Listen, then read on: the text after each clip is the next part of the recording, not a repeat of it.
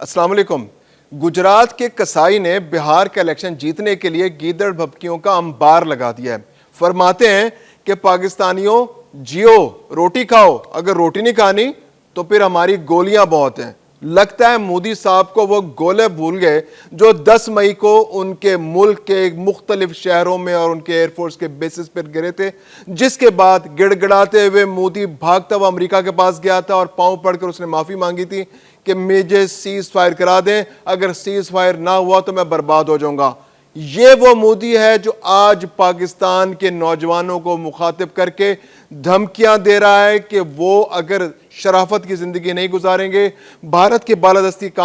قبول نہیں کریں گے تو انہیں بھارتی گولیوں کا سامنا کرنا پڑے گا۔ انہیں یہ نہیں معلوم کہ پاکستان کے نوجوان پاک افواج کی طرح سیسا پلائی ہوئے دیوار بن کر بھارت کے کسی بھی جبر کا مقابلہ کرنے کے لیے تیار کھڑے ہیں۔ میں ہوں خرم کریم اور آپ دیکھ رہے ہیں 24 ڈیجیٹل۔ 10 مئی کا دن بھارت کو سبق سکھانے کے لیے کافی تھا، لیکن اگر کوئی شخص بے غیرت ہو، اگر کوئی شخص ڈھیٹ ہو تو اس کا کوئی علاج نہیں ہو سکتا۔ ان لوگوں نے نیریٹو بلڈنگ کر کے اپنی پوری قوم کو بے وقوف بنا رکھا ہے۔ ان کو یہ یقین دلانے کی کوشش کر رہے ہیں کہ وہ دنیا کی عظیم ترین قوم ہے اور دنیا کا ہر ملک ان کے سے گھبراتا ہے، ان سے ڈرتا ہے اور بھاگا بھاگا ان کے پاس چلا آتا ہے۔ حالانکہ 10 مئی کے بعد دنیا نے بھارت کو جس بری طرح اگنور کیا ہے، اس کی دنیا کی تاریخ میں مثال ملنا مشکل ہے۔ امریکہ، روس، فرانس، یورپ کے بیشتر ممالک اور وہ ممالک جن کے دوستی کے بھارت دم بھرتا تھا، کسی نے آنکھ اٹھا کر بھی بھارت کی طرف نہیں دیکھا۔ اگر کچھ دوست ملکوں نے رابطہ بھی کیا تو وہ اس لیے رابطہ کیا بھارت کو بتانے کے لیے کہ دیکھو تم بری طرح اس میں پھنس چکے ہو، اس سے نکلنا ہے تو نکل جاؤ۔ سعودی عرب نے، قطر نے، ایران نے، امریکہ نے، سب نے بھارت کو عقل دلائی کہ نکل جاؤ، پاکستان تمہارا بہت برا حال کرے گا۔ لیکن بھارت کے دماغ پہ تو کچھ اور ہی چھائی ہوئی تھی۔ 10 مئی کو انہوں نے ہمارے ایئر بیسز پہ حملہ کیا اور اس کے بعد پاکستان نے پورے بھارت کو چھلنی کر کے رکھ دیا اور بھارت کا کوئی ایئر بیس، کوئی ایئرپورٹ، کوئی ڈپو، براموس کے ڈپو سب تباہ کر کے رکھ دیا اور یہ میسج کمیونیکیٹ کر دیا کہ اگر بھارت نے مزید جارحیت کی تو پاکستان بھارت کے چپے چپے کا صفایا کر دے گا، اور اس کے بعد بھارت نے اگر پاکستان کے اندر حملہ کرنے کی کوشش کی تو بھارت کا کوئی معاشی، کوئی ان کا ہیڈ کوارٹر، کوئی ان کا فوجی ہیڈ کوارٹر نہیں بچ پائے گا۔ دوسری جانب پاکستان اس وقت بھی بہت میچورٹی کا مظاہرہ کر رہا ہے۔ ترکی کا دورہ کر رہے ہیں وزیر اعظم، ایران کا دورہ کر رہے ہیں۔ یہ وہ دوست ممالک ہیں جنہوں نے پاکستان اور بھارت کے درمیان تعلقات کو معمول پہ لانے کے لیے کوشش کی۔ ایران نے خاص طور پہ کی۔ ترکی تو بھرپور انداز سے چین کی طرح پاکستان کے ساتھ کندھے سے کندھا ملا کر کھڑا ہوا تھا، جس کو بھارت کی بہت شدید تکلیف ہے اور بھارت آج تک ترکی کے بائیکاٹ میں لگا ہوا ہے۔ اب مودی سرکار جو ہے اس سب کے باوجود اپنی عوام کو بے وقوف بنانے کی جو انہوں نے فیکٹری بنا رکھی ہے اس میں تیزی سے پروڈکشن کر رہے ہیں، لوگوں کو نیریٹو دے رہے ہیں اور ان کو بتانے کی کوشش کر رہے ہیں کہ امریکہ تو نہیں، ہم امریکہ کے کہنے پہ ہم نے سیز فائر نہیں کیا، ہم تو خود پاکستان کے پاس چلے گئے تھے کیونکہ ہمارا اتنا۔ یہ تو اس بات کا اعتراف ہے کہ آپ کا اتنا شدید نقصان ہو گیا کہ آپ نے جو دوست ممالک میڈیشن کر رہے تھے ان کا بھی انتظار نہیں کیا۔ آپ نے تو ڈی جی ایم او سے کہا کہ بھائی Pakistani D G M O سے رابطہ کرو، ہاتھ جوڑو، معافی مانگو، ہماری جان چھڑاؤ، ہمارا بہت نقصان ہو گیا ہے۔ یہ ہمارے بیسز جس طرح سے تباہ ہو رہے ہیں، جس طرح سے ویڈیو گیم کی طرح ہمارا سب کچھ تباہ ہو کے رہ گیا ہے۔ ہم تو بالی ووڈ کی فلم سمجھے تھے، یہ تو الٹا ہالی ووڈ کی فلم ہمارے ساتھ ہو گئی ہے اور پاکستان نے بھارت کے ہر اڈے کو تباہ کر کے رکھ دیا۔ ان کے اسلحے کے ڈپو تباہ ہو گئے، ان کی جو اٹیکنگ سٹریٹجیز تھیں وہ بالکل تباہ ہو گئی۔ S-400 تباہ ہو گیا، ان کے ایئر ڈیفنس سسٹم تباہ ہو گئے، ان کے سب سے بڑے ان کے بھگوان،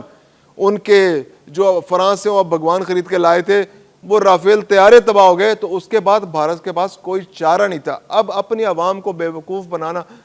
بھئی آپ کی عوام اگر بے وقوف بننے کو تیار ہے تو ہم کیا کہہ سکتے ہیں، لیکن آپ کو تو عقل کے ناخن لینے چاہیے۔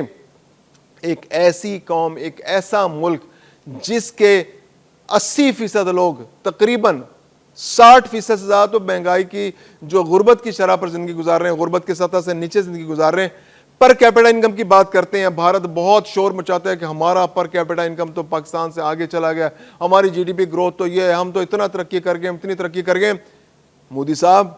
چند آپ کے جو ہم نوا ہیں، جو آپ کے فائنینسرز ہیں, جو آپ کے سپورٹرز 8-10 جو بڑے تاجر ہیں, جو بڑے بزنس مین ہیں, جو بڑے انڈسٹریلسٹ ہیں, صرف وہ ترقی کر رہے ہیں. بھارت غریب ہو رہا ہے. انفراسٹرکچر ضرور مضبوط ہو گیا ہوگا, وہ بہتر ہو گیا ہوگا, کچھ آپ کی ٹرینیں ورینیں اچھی ہو گئی, کچھ سڑکیں اچھی بنا لی ہوں گے آپ نے, کچھ ایئر بیس بن گئے ہوں گے آپ کے, لیکن آپ کا سارا پیسہ یہ امیر ہڑپ کر رہے ہیں. اور یہ بھارت کو آج نہیں تو کل کو ضرور پتہ چلے گا. ایک اندازے کے مطابق میں جو بھارت کے ایک مشہور ریسرچر کی ایک ویڈیو دیکھ رہا تھا, انہوں نے بتایا کہ اگر $2500 per year per capita income ہے, اگر بھارتی شہری کی, اگر اڈانی, امبانی اور اس طرح کے بڑے تاجر اور بھارت کے جو بڑے بڑے انویسٹمنٹس ہیں, اگر ان کو نکال دیا جائے تو بھارت میں وہ اماؤنٹ نکلنے کے بعد جو غریب عوام کے پاس پیسہ بچتا ہے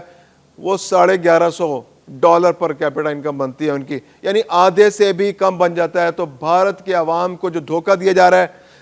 جو آج وہ بڑے جاوید اختر صاحب بڑی بڑی باتیں کر رہے ہیں, وہ کہہ رہے ہیں میں جہنم میں چلا جاؤں گا, پاکستان جانا پسند نہیں کروں گا, ان کا میں ایک انٹرویو دیکھ رہا تھا, بڑی دلچسپ بات. ان سے جب وہ پاکستان سے ہو کے گئے, ظاہر سی بات ہے پاکستان میں اتنی ہاسپٹیلٹی دنیا کے کسی بھی ملک میں وہ مہمان نوازی نہیں مل سکتی. کرۂ ارض پر جو پاکستان میں لوگ اپنے دشمن ملک سے آنے والوں کی بھی مہمان نوازی میں کوئی کسر نہیں اٹھاتے. آج بھی میں گارنٹی دیتا ہوں اس ملک مشکل حالات میں اگر بھارت کا کوئی شہری پاکستان آ جائے, کوئی ہندو RSS کا لیڈر بھی آئے, وہ پاکستان کی دکانوں پہ اگر شاپنگ کرنے جائے تو یقیناً بہت سارے لوگ اس کو مفت چیزیں دے دیں گے, کیونکہ ہم مجبور ہیں, مہمان نواز ہیں, ہم دشمن کی بھی مہمان نوازی کرتے ہیں. جاوید اختر صاحب پاکستان آئے, انہوں نے کہا جی کہ میں جب پاکستان میں آیا, بھارتی لوگوں نے بڑا ان کو طنز, وہ پاکستان جب بمبئی واپس گئے تو لوگوں نے کہا جی وہاں تو بڑی سنا غربت ہے, بہت غربت ہے, آپ نے تو بڑے وہاں پہ دیکھے ہوں گے, سلمز دیکھے ہوں گے. تو انہوں نے جاوید اختر صاحب نے کہا کہ بھائی میں لاہور میں بھی گیا ہوں, کراچی بھی گیا ہوں, اور مختلف شہروں میں گھومتا رہا, سارا شہر گھوما, ایک کونے سے دوسرے کونے تک گیا. جس طرح بمبئی میں اور دوسرے شہروں میں انڈیا کے سلمز نظر آتے ہیں, جس طرح لوگ جو ہے وہ خانہ بستیوں میں رہتے ہیں اور جھونپڑیوں میں رہتے ہیں, میں نے پاکستان میں ایسی کوئی جھونپڑیوں کے شہر نہیں دیکھا, کوئی خانہ بستی نہیں دیکھی میں نے ایسا کوئی سلم نہیں دیکھا پاکستان کے اندر. تو پاکستان کے اندر جس طرح بھی لوگ گزارا کر رہے ہیں, جس طرح بھی رہ رہے ہیں, وہ اس سے بہت بہتر ہے جس طرح سے بھارت کی غریب عوام کو رکھا جا رہا ہے. بھارت کے اندر کچھ لوگ بے تحاشا امیر ہوتے چلے جا رہے ہیں, اور بہت لوگ ہیں جو بہت زیادہ غریب ہوتے چلے جا رہے ہیں. ان کے پاس بیسک سہولیات بھی نہیں, ان کو بنیادی انسانی حقوق نہیں مل رہے, ان کو سڑکیں نہیں مل رہی, انفراسٹرکچر نہیں مل رہے. جو بڑی بڑی ان کی ریاستیں ہیں ان کے اندر ان کی قوت خرید نہ ہونے کے برابر ہے, بڑے لوگ پیسہ کمائے چلے جا رہے ہیں. تو آج بھارت جو گیدڑ بھپکیاں دے رہا ہے اس کو کانسنٹریٹ کرنا چاہیے, خطے کے امن کو خطرے میں نہ ڈالے, خطے کو پرامن رہنے دے, لوگوں کو جنگی جان میں مبتلا نہ کرے. صرف 1-2 ریاستوں میں الیکشن جیتنے کے لیے پورے دنیا کے امن کو خطرے میں ڈال رہا ہے مودی اور مودی کے آس پاس. اور یقیناً بھارت کی فوج کے اندر بھی اب شدید ترین ریئلائزیشن 10 مئی کے بعد ہے کہ جس طرح سے منہ توڑ جواب پاکستان نے بھارت کو دیا, اس منہ توڑ جواب کے بعد بھارت کی فوج کو اچھی طرح یہ چاننا ہو چکا ہے, یہ روز روشن کی طرح ان پر یہاں ہو چکا ہے کہ وہ پاکستان کو ترنے والا نہیں بنا سکتے. پاکستان نے منیمم ڈیٹرنس حاصل کر چکا ہے پاکستان, اور وہ بھارت کے کسی بھی حملے کا منہ توڑ جواب دینے کا پوری صلاحیت رکھتا ہے. بہار کا الیکشن ہو, کوئی بھی الیکشن ہو, کوئی بھی ہجان ہو, اب یقیناً بھارتی فوج پاکستان پر حملہ کرنے کی ہمت نہیں کرے گی, اور یقیناً بھارتی فوج کی جانب سے اپنی حکومتوں کو بتایا جائے گا کہ جناب ہم نے بہت بری مار کھائی ہے, اب اگر ہمیں تھوڑی سی مار بھی اور پڑ گئی تو ہم ڈس انٹیگریٹ ہو کے رہ جائے گا, ہمارے ملک کی سالمیت خطرے میں پڑ جائے گی, تو ہمیں ابھی تیاری کا موقع دیجیے. اور مودی صاحب, آپ نے جو جنگ